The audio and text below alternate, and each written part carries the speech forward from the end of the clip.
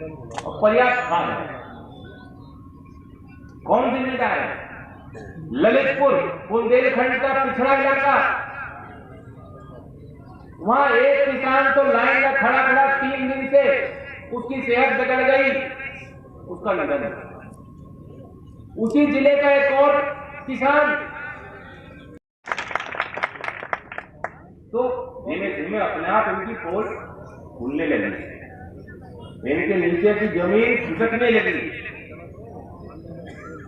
और ये बड़े उसमें है, इन्हें समझ नहीं आ रहा क्या करूं। लेकिन हमने सरकारें बहुत देखी, कभी इस तरह की सरकार नहीं देखी जहां इतनी असंवेदनशीलता हो।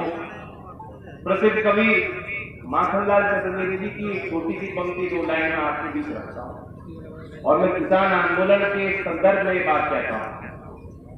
सुलग सुलग जो चीख से चीख मिले, कण कण कण भज उठे, भूमि पे प्राण मिले।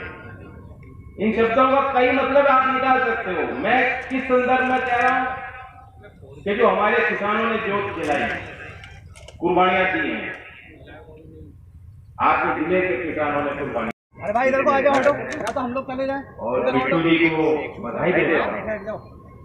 इनके परिवार का बहुत लंबा परिचय है, यात्रा तो मेरे राजनीतिक मैदान में उनका परिवार सक्रिय रहा और किसानों के दिल। और जब मेरी भेंट हुई इस आंदोलन के दौरान हुई, समय समय पे आते थे और मुझे बताते थे कि वहां मोर्चे की क्या स्थिति है और यहाँ किसानों की क्या हालत है। मैंने भी इनको प्रेरित किया कि ये आपका दहेज में आओ, और खुले मन से उन्होंने मेरे निमंत्रण को स्वीकार किया और आए, और इनके निमंत्रण से आज मैं यहाँ हूँ। मैं इनको धन्यवाद देता हूँ और आप सबको भी किसान के दुख और पीड़ा आपसे बेहतर कौन है? यही आपका जीवन है। निरंतर आप संघर्ष करते हो, कभी मार्केट की फोर्सेस के खिलाफ,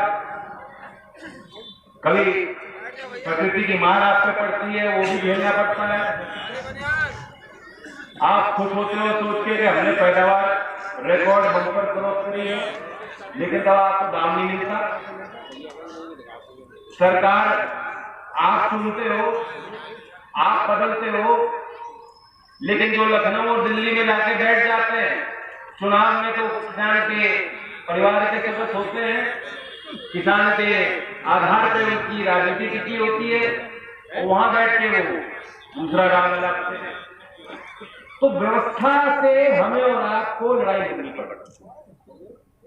बीते दिनों में फिर नुकसान हुआ आपका, धान की फसल खराब हुई है, बाजरा की हुई है, लाया की हुई है, आलू की फसल खराब हुई है, और यहाँ तो धान की बहुत बड़ी पैदावार है।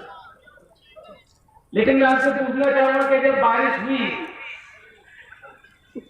और सबको पता है कि 30 से 50% भी कई खेतों में इससे भी ज्यादा नुकसान हुआ, मैं आपसे पूछना चाहता हूं, क्या कोई सरकार का नुमाइंदा, किसी बीमा कंपनी का कोई प्रतिनिधि सर्वेक्षण करने, कोई लेखपाल, कोई अधिकारी आपके खेत में पहुंचा था?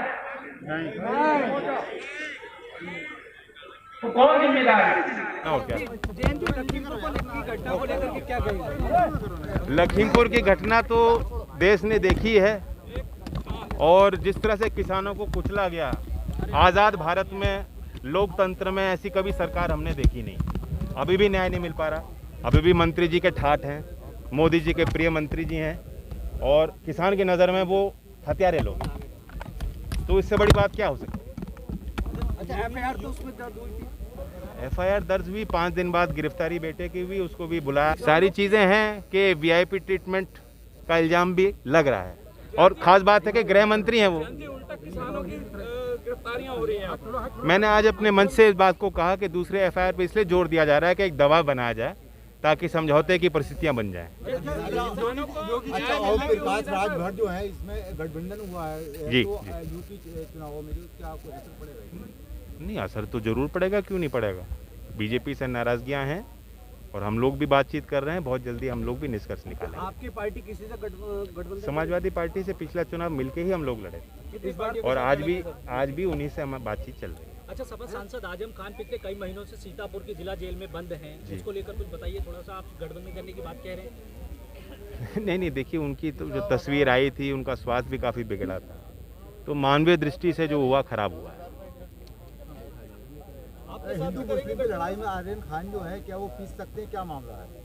अब आर्यन खान की क्यों चर्चा करें, उससे तो बहुत बड़े मुद्दे यहाँ हैं। अच्छा, किसान आंदोलन काफी समय से चल रहा है, अभी तक सरकार ने कोई हल नहीं करा है। हल करना भी नहीं चाहती सरकार। अब ये अटकलें लगाई जा रही हैं कि पंजाब का चुनाव आएगा, उससे जस्ट पहले कुछ ना कुछ होगा, क्योंकि वहाँ राजनीतिक हलचल है। ओवैसी जी के साथ भी गठबंधन होगा सर? नहीं, ऐसी कोई बातचीत नहीं। अच्छा, अगर आपकी सरकार बनती है तो किसानों के लिए, जनता के लिए, प्रदेश की क्या मतलब? काफ़ी घोषणा हमने की हैं। एक तो बिजली के बिल किसान के जो पुराना जो बकाया है वो माफ़ हो, आगे की दर किसान और बुनकर के लिए हाफ हो। हमने रोज़गार को लेकर बहुत बड़ा वादा किया है प्रदेश के नौजवानों के लिए, ताकि उनके जीवन की संभावनाएं उनको मिल पाएँ।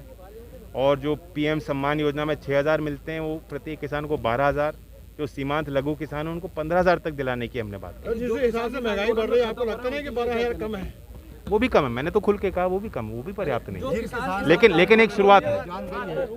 जिन किसानों का आंदोलन में जान गई है, उनके लिए क्या कहना? उनको सरकार शहीद का दर्जा देगी, उनको शहीद का दर्जा हम लोग देंगे। चौधरी साहब, अमित शाह जी ने कहा है अनपढ़ों की खोज के तहत कोई भी राजनीतिक पार्टी देश का विकास नहीं करती। ये अपने लिए उनको ऐसी बात नहीं करनी चाहिए। धन्यवाद।